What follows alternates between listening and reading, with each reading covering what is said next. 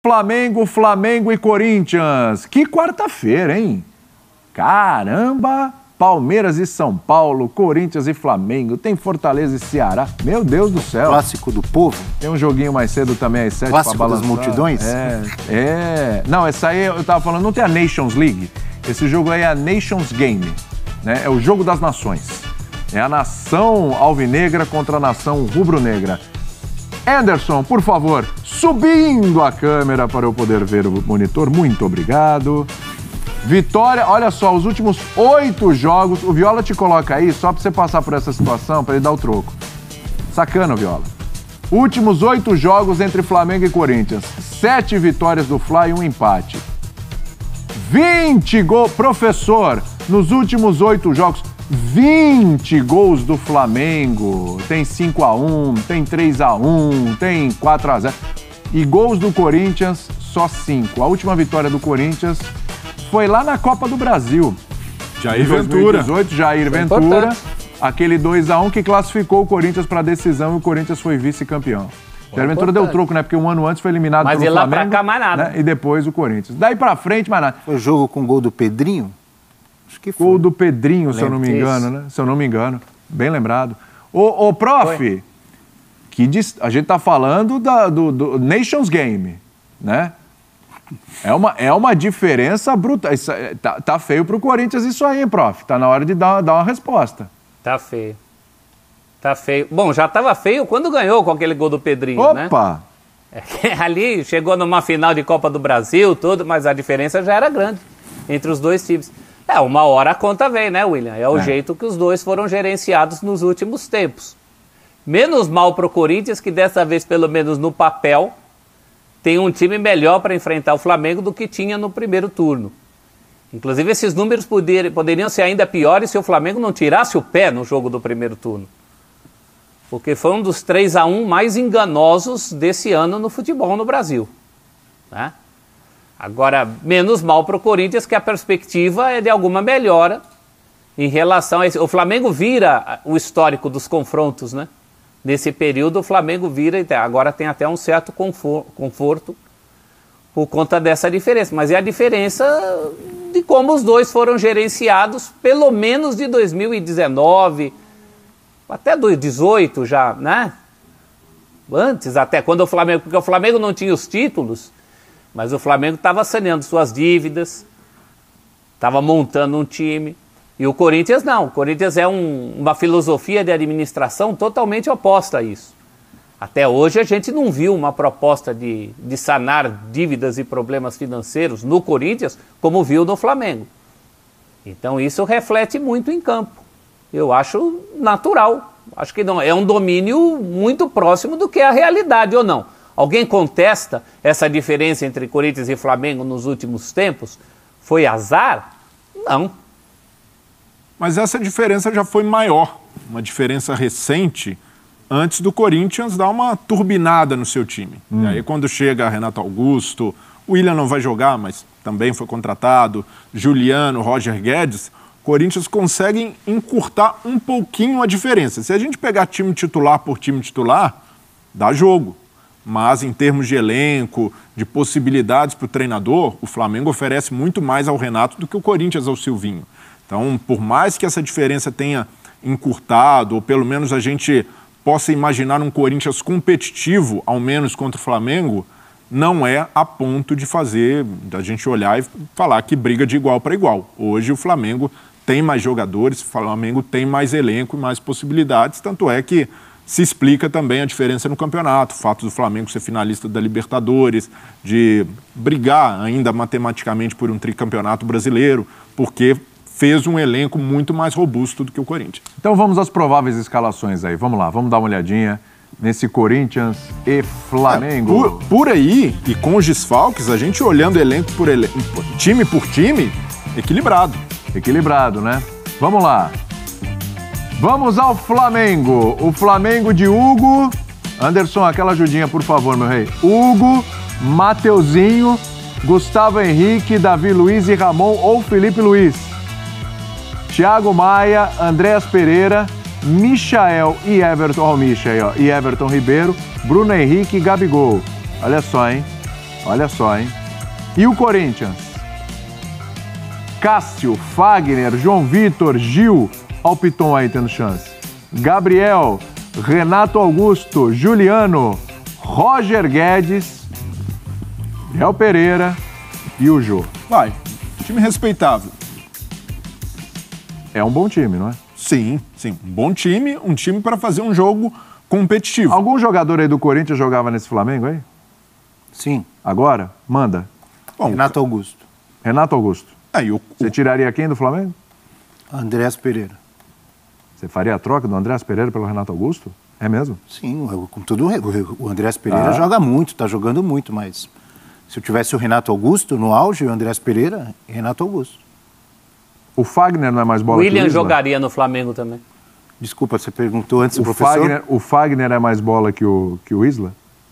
Ah, não, acho que é do mesmo nível. Ó, a pau ali? O Isla, apesar de muita cornetagem, Pode ser o Mateuzinho até, a se você quiser. Paquita Né? rubro-negra ser uma das Acho que a grandes Paquita cornetas. queria o Fagner. Acho que a Paquita ia querer o Não, Fagner. eu vejo como assim, do mesmo nível, o Fagner e o Isla. a gente não pode esquecer o Cássio no gol, que apesar de falhas... Mas hoje ali não justifica uma troca. Se fosse o Diego Alves, tudo bem. Mas o Hugo voltou agora, é jovem, então pela experiência, por toda a estrada, eu iria de Cássio, não? Pensa bem, imagina, William Arão, Renato Augusto, Everton Ribeiro, Arrascaeta, Bruno Henrique e Gabigol.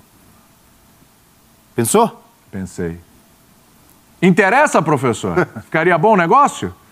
Não, Renato Augusto sem dúvida nenhuma. Sem dúvida nenhuma. Só não está jogando no Flamengo porque o Flamengo não quis investir o tempo que o Corinthians investiu, toda aquela transação em relação ao Renato Augusto.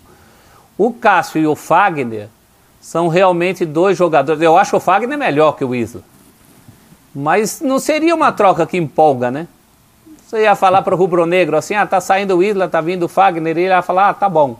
Também não é uma coisa do outro mundo. Talvez ainda reclamasse, falasse assim, tem o Mateuzinho aí, né? O pessoal ainda ia falar, tem o Mateuzinho aí, pra que trazer o Fagner? Né? Sim, a Paquita, por exemplo, não ia querer. Certamente.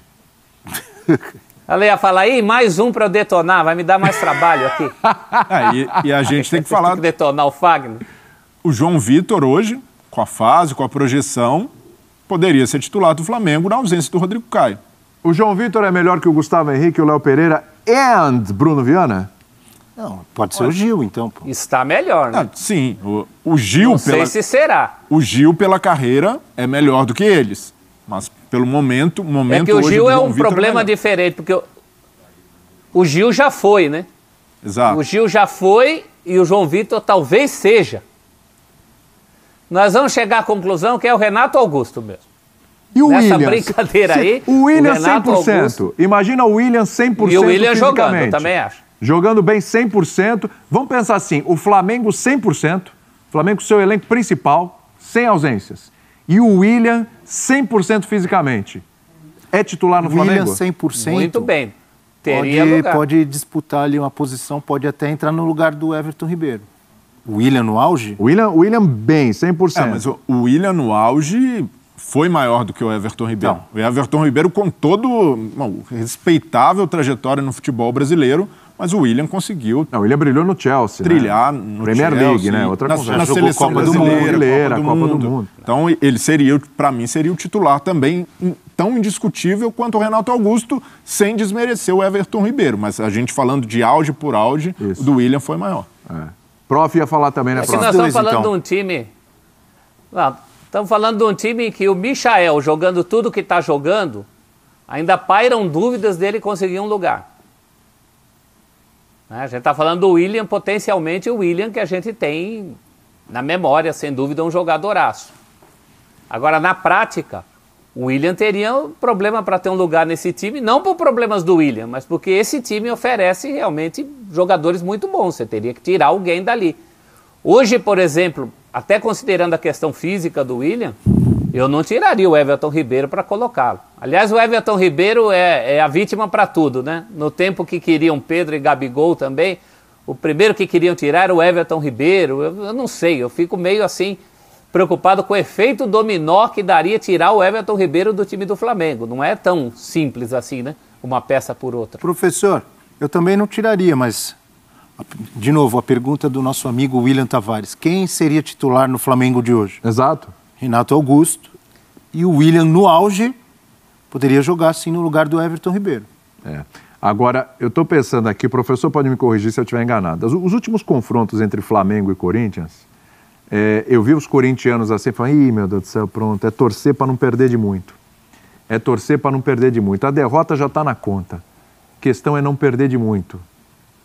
Errado não está. Errado não está. E muitos corintianos, aqui na redação tem um monte, a gente tem uma temperatura boa aqui na... Para hoje, prof, é diferente?